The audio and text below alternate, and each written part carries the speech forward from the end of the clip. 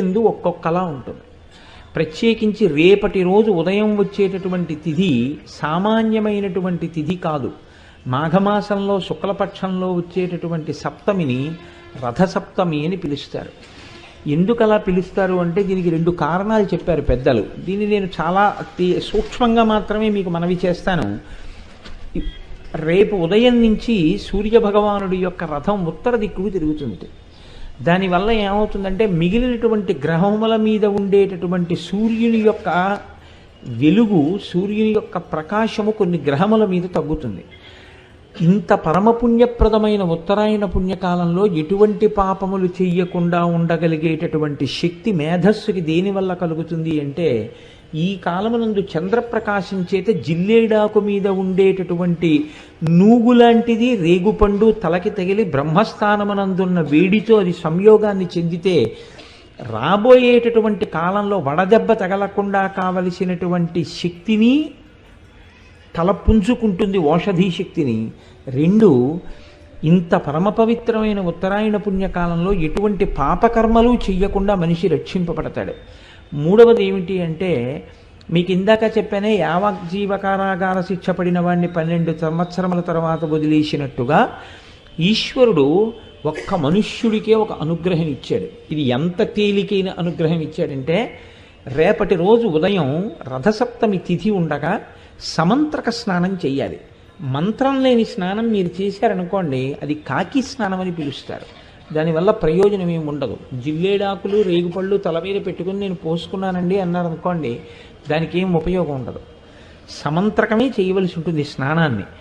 దాన్ని మంత్రస్వరూపాన్ని ఏం చేస్తారంటే అందరికీ అందుబాటులోకి తీసుకురావడం కోసం మంత్రం అంటే అంగన్యాస కరన్యాసాలు ఉండాలి, ఒక ఉపదేశం ఉండాలి. ఇవన్నీ మళ్ళీ అందరికీ ఎలా అందుబాటులోకి వస్తాయి? మళ్ళీ అందరూ దీని ఫలితాన్ని ఎలా పొందుతారు? ఇప్పుడు ఆ మంత్రాన్ని శ్లోక రూపం చేస్తారు, అంటే ఇంకా అనుగ్రహిస్తారు. ఇప్పుడు మీరు ఆ శ్లోకం చెప్పిన తరువాత రేగుపళ్ళు జిల్లేడు పళ్ళు తల మీద పెట్టుకుని అప్పుడు నీళ్లు పోసుకుంటే అవి జారి కింద పడిపోతాయి. అలా పడిపోయాయి అనుకోండి, 7 జన్మల క్రితం చేసినటువంటి పాపాలని ఆ స్నానంతో తీసేస్తారు.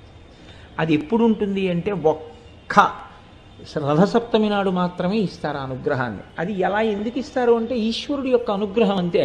అవి ప్రశ్నించడానికి ఏం ఉండదు. ఎందుకు ఉండదు అంటే, నేను ఇందాక మీకు అందుకే ఉదాహరణ చెప్పాను. యావజ్జీవిత కారాగార శిక్షని తగ్గిస్తే మీరెవరు అడగడానికి? మీరు నేను అడగడానికి ఏం ఉండదు.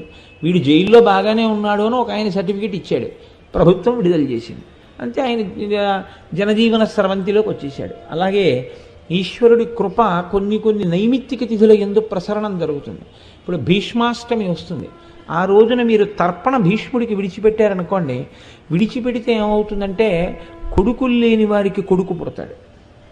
అంత గొప్ప తిథి అది. పుత్ర సంతానం కలగకుండా అడ్డుకున్నటువంటి పాపాన్ని తొలగించగలదు. అంత గొప్ప శక్తులు కలిగి ఉంటాయి. దానికోసం పెద్దలు ఏం చేస్తారంటే, భవిష్యోత్తర పురాణంలో ఈ విషయాల్ని ప్రస్తావన చేస్తూ దానికి సంబంధించినటువంటి శ్లోకాన్ని ఇచ్చారు. సరే, మనకి తెలుసున్న విషయం ఎలాగో ఉపన్యాసాలు చెప్తున్నాం కదా, మనం నలుగురికి చెప్తే ఎవరు దాని యందు ఆస్తిక్య బుద్ధి ఉందో దాన్ని వారు వినియోగించుకుంటారు అని నేను ఆ శ్లోకాన్ని ఇవాళ రాసుకుని రావడం జరిగింది. ఒక్కసారి మీరు వినండి, రేపు ఆ శ్లోకం చెప్పుకోండి. యజ్జన్మ కృతం పాపం మయా సప్తమ జన్మసు తన్మే రోగంచ శోకంచ మాకరీహంతు సప్తమి ఏతజ్జన్మ కృతం పాపం యచ్చ జన్మాంతరార్జితం మనోవాక్కాయజం యచ్చ జ్ఞాతా జ్ఞేతే చ యే పునః ఇతి సప్తవిధం పాపం స్నానాన్నే సప్తసప్తికే సప్తవ్యాధి సమాయుక్తం హరమాకరి సప్తమి. 7 జన్మలలో 7 రకాలుగా చేసినటువంటి పాపముల వలన నేను పొందబోతున్నటువంటి 7 రకములైన భయంకర వ్యాధులు ఏ ఉన్నాయో వాటితో సహా ఓ సప్తమి, నేను ఈరోజు ఉదయం చేస్తున్నటువంటి ఈ స్నానము చేత ఆ దురితము తొలగుగాక అని సంకల్పం చేసి ఎవరు స్నానం చేస్తారో వారికి ఆ పాపాన్ని తొలగిస్తారు. కాబట్టి ఇప్పుడు నేను చదివిన శ్లోకాన్ని రేపు మీ అందరూ చదువుకుని చక్కగా స్నానము చేయుదురుగాక. చక్కగా సమంత్రకంగా స్నానం చేయండి, దానివల్ల ఈశ్వరుడి యొక్క అనుగ్రహాన్ని పొందండి. ఆదిత్య హృదయం చదివితే, లోకంలో ఉన్న వాళ్ళందరూ ఆదిత్య హృదయాన్ని చదివితే వానలు పడకపోవడం అన్నది ఉండదు. అపాం మిత్రో, ఆయన నీటికి మిత్రుడు, అందుకే నీటిని వర్షింపచేస్తాడు. మళ్ళీ పాం మిత్రో వింధ్య వీధి ప్లవంగమహ. ఆ వింధ్య వీధి ఆకాశ వీధిలో తిరుగుతూ ఉంటాడు. బ్రహ్మేశానాచ్యుతేశాయ సూర్యాయాదిత్యవర్చసే. అన్ని ఆయన అయి ఉంటాడు. ఎందుచేత ఆయన సృష్టిస్తాడు. ఆయన లేకపోతే సృష్టి లేదు. మీకు అందుకే చిన్నప్పుడు సైన్స్ లోకమంతా పరిడవిల్లుతోందంటే కారణం సూర్య భగవానుడే, ప్రత్యక్షమైనటువంటి దైవం. ఆయన కోరేది మాత్రం ఒక్కటే, కృతఘ్నఘ్నాయ దేవాయ జ్యోతిషాం పతయే నమః.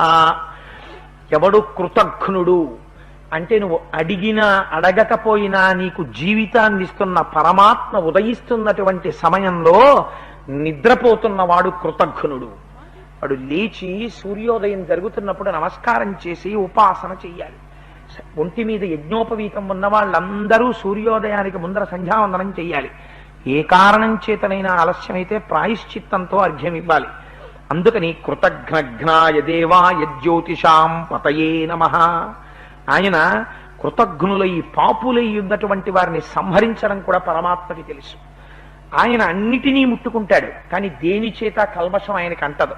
ఆయన శవం మీద ఆయన కిరణాలు పడతాయి, బురద మీద ఆయన కిరణాలు పడతాయి, శ్మశానంలో ఆయన కిరణాలు పడతాయి, యజ్ఞ వేదిక మీద ఆయన కిరణాలు పడతాయి, బంగారు మేడ మీద ఆయన కిరణాలు పడతాయి, పనికి మాలినటువంటి ఎందుకు పనికి రాకుండా రోడ్డు పక్కన పడిపోయినటువంటి ఒక కుక్క కళేబరం మీద ఆయన కిరణాలు పడతాయి. అన్నిటినీ ఆయన కిరణాలు భాసింపచేస్తాయి. ఆయన మాత్రం దేనితోటి సంగం ఉండదు. ఆయన కిరణములు దేన్ని ముట్టుకున్న ఆయన అపవిత్రుడు కాడు. తనంత తానుగా ఆయన పరబ్రహ్మస్వరూపుడు, జ్యోతిస్వరూపుడు, పరంజ్యోతి. అటువంటి వాడు ఏష బ్రహ్మాచ విష్ణుశ్చ శివ స్కంధ ప్రజాపతి. ఆయనే ప్రజాపతి, ఆయనే సృష్టి చేస్తాడు. సూర్యకిరణాలు లేకపోతే గర్భవతి అయిన స్త్రీ చీకట్లో ఉండిపోయింది అనుకోండి, గర్భంలో ఉండేటటువంటి శిశువుకి ఎదుగుదల ఉండదు. అందుకే మనకి తనంత తానుగా విటమిన్ ఈ ఎక్కడి నుంచి వస్తుంది అంటే సూర్యకిరణాల్లోంచి వస్తుంది. అందుకే నీతి శాస్త్రంలో మాట చెప్తారు, బాలార్క ప్రేత ధూమశ్చ. సూర్యుడు ఉదయిస్తున్న సమయంలో దీర్ఘ ప్రయాణం కాలినడకలో బయలుదేరకూడదు. ఎందుకంటే బాలార్కుడంటే తెల్లవారుజాము నుంచి బయలుదేరినటువంటి సూర్యకిరణాలు మీద పడితే లోపల ఉండేటటువంటి శక్తిని లాగేస్తాయి ఆ కిరణాలు. సాయంకాలం ఉన్నటువంటి సూర్యబింబానికి ఎదురుగుండా నించుని ఆడుకున్నా ఏదైనా చేసినా ఆ కిరణములు మీద పడితే, ఇప్పుడైతే బహుశా విటమిన్ ఈ అంటున్నారేమో దాన్ని, ఆ లోపల తనంత తానుగా ఒక శక్తిని సూర్యకిరణం ప్రవేశపెట్టేస్తుంది. అందుకని దేంటి ఎక్కడి నుంచి వస్తుంది ఆ విటమిన్ అంటే సూర్యకిరణాల్లోంచి వచ్చేస్తుంది అంతే. తనంత తానుగా ఆయన లోకమును పోషిస్తాడు.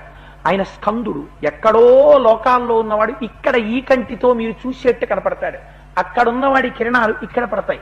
ఆయన ఆతపి మండలి మృత్యు పింగళ సర్వతాపన. ఆయన తపింప చేసేస్తాడు లోకాల్ని. ఆయన సృష్టి చేస్తాడు, అన్నం పెడతాడు, పోషిస్తాడు, లయం చేసేస్తాడు. ఆయన చెయ్యనిది ఉండదు, అన్నీ ఆయన చేతే జరిగిపోతుంటాయి. ఎందుకని శంకర భగవత్పాదులు అంటారు, ప్రత్యాయాంతి గతాః పునర్న దివసాః కాలో జగద్దక్షకః. కాలస్వరూపుడై తినేస్తుంటాడు లోకాన్నంతటినీ. ఎందుకని సూర్యోదయ సూర్యాస్తమయాల చేత రోజులు వెళ్ళిపోతుంటాయి. ఎన్ని రోజులు వెళ్ళిపోతుంటే మన ఆయుర్దాయం కూడా అంత తగ్గిపోతుంటుంది. అందుకని సూర్యోదయ సూర్యాస్తమయాల్లో కాలస్వరూపుడై జీవుల యొక్క ఆయుర్దాయాన్ని గ్రసిస్తుంటాడు. మార్తాండ, ఆయనే మధ్యందిన మార్తాండుడై ఆకాశ మార్గంలో నిలబడతాడు. అందుచేత ఆయన చెయ్యనిదేమిటి, ఏష బ్రహ్మాచ విష్ణుశ్చ శివ స్కంధ ప్రజాపతి హిరణ్యరేతా దుర్ధర్షో గిరిశో గిరి శంభు అన్నారు. ఆయన శంభు అంటే శం అంటే సుఖమునకు కారణమై ఉంటాడు. శరీరంలో ఆరోగ్యం బాగుంటే కదా ఏ సుఖమైనా అనుభవించడం. అందుకని ఖగ పూషా గభస్తిమాన్, ఆయనే ఖగ ఆకాశమునందు తిరుగుతూ సుఖమునకు కారణమవుతాడు. మనం ఒక సుఖాన్ని అనుభవించాలి అంటే, ఆ సుఖాన్ని పొందాలి అంటే సూర్యనారాయణమూర్తి యొక్క అనుగ్రహం ఉండాలి. అందుచేత ఇన్ని రకాలుగా ఆయనే సృష్టికర్త, ఆయనే స్థితికర్త, ఆయనే లయకర్త, ఆయనే ప్రళయకర్త, ఆయనే స్కందుడు, ఆయనే హిరణ్యగర్భుడు, ఆయనే ప్రజాపతి, ఆయనే పితృదేవతలు, ఆయనే బ్రహ్మాండం, ఆయనే ఈ విశ్వమంతా ఆయన తప్ప వేరొకటి లేదు, ఉన్నదాయన ఒక్కటే. అందుకని అటువంటి సూర్యుడికి నేను నమస్కరించుచున్నాను.